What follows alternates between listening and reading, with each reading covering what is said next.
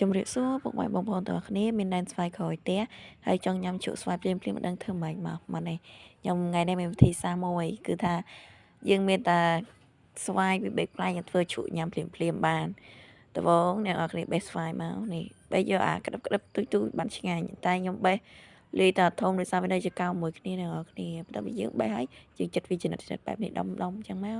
បើសិនជាអ្នកនរគ្នាគិតថាធំពេកកាន់តូចជាងនឹងក៏បានដែរប៉ុន្តែជក់ស្វាយបើចង់ឲ្យស្រួយឆ្ងាញ់កាត់ដុំធំអញ្ចឹងបានឆ្ងាញ់អ្នកទាំងអស់គ្នាបន្ទាប់ពីយើងកាត់ស្វាយជាដុំហើយយើងត្រូវមកមើលធៀមទឹកត្រជាក់ខាងក្រៅមកកធន់អញ្ចឹងមកបើសិនជាអ្នកទាំងអស់គ្នាចង់ឲ្យស្វាយនឹងហាត់ស្រួយឆ្ងាញ់ល្អអ្នកទាំងអស់គ្នាត្រូវមានទឹកកកថែមចាក់ចូលក្នុងទឹកនឹងទៅហើយអានេះទឹកដែលខ្ញុំដាំស្រស់ស្វាយអ្នកទាំងអស់គ្នាបើអ្នកទាំងអស់គ្នាធ្វើជក់ស្វាយតិចដាំទឹកតិចធ្វើជក់ស្វាយច្រើនដាំទឹកច្រើនទៅយើងតិចលៃតាមស្វាយដែលយើងធ្វើជក់អ្នកទាំងអស់គ្នា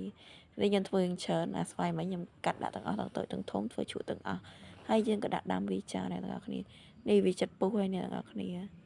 ហើយបន្តមកទៀតនេះវាពុះហើយខ្ញុំក៏ដួសស្វាយដាក់ចូល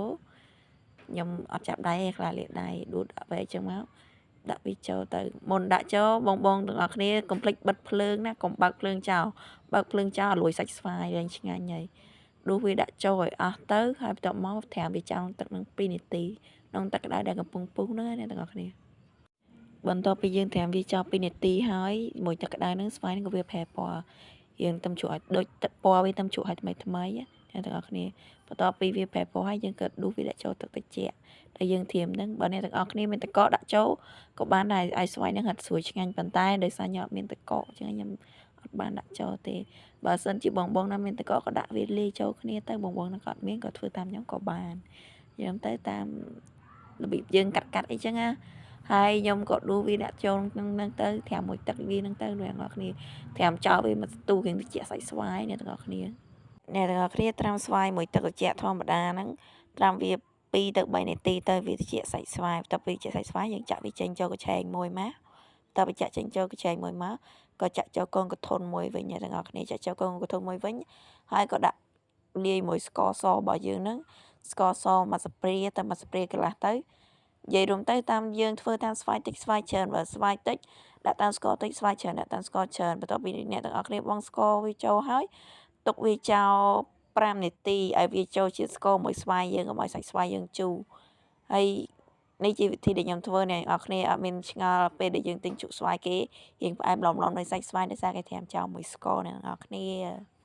មកអ្នកនរគ្នាត្រាំចាឆ្លុកគ្នាចូលឲ្យសព្វមួយស្ករណាសាច់ស្វាយហ្នឹងណាហើយយើងទុកពេល5នាទីដែលតនេហ្នឹងយើងយកមកបុកអំបិលនេះជាត្បាល់ដែលខ្ញុំបុកអំបិលឃើញនេះហ្នឹងដោយសារត្បាល់ថ្ម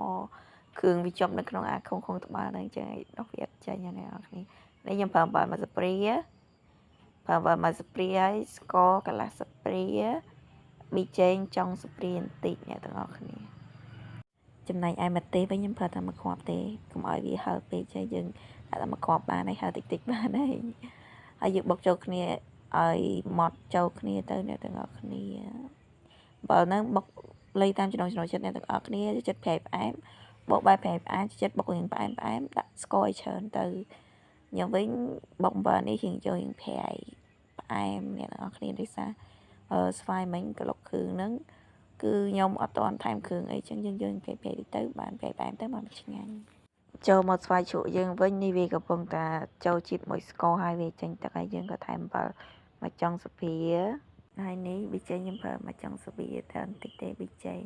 ហើយច្រឡូកចូលគ្នាឲ្យសព្វមកអ្នកទាំងអស់គ្នាច្រឡូកវាចូលសព្វហើយទុកវាចោល5នាទីទៀតដើម្បីអំបិលប៊ីចេងដែលយើងទៅដាក់មកឲ្យវាចូលសាច់ស្វាយ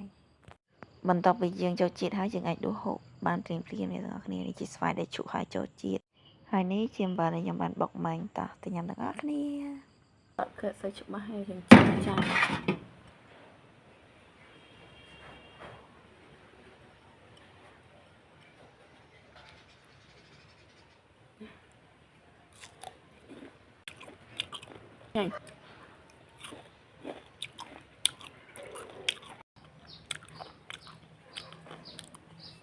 កុំភ្លេចសាកធ្វើទាំងអស់គ្នាណាបងអរគ្នា